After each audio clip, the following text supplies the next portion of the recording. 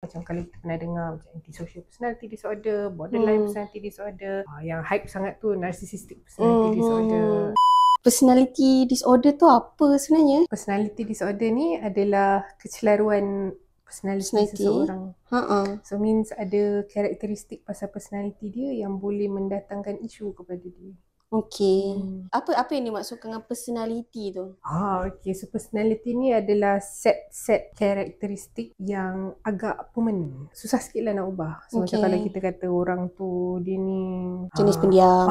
Jenis pendiam macam tu kan, suka bersendirian. Tu lebih kurang macam personality dia lah. Maksudnya dia akan sentiasa jadi macam tu. Tapi kadang-kadang bila kita panggil dia keluar, dia boleh je. Tapi kalau ikutkan dia lebih suka bersendirian. Maknanya apa karakter dia yang lebih stabil lah. Stabil over time. So bila orang ada gangguan personality tu, maksudnya apa yang kita akan nampak dengan orang tu?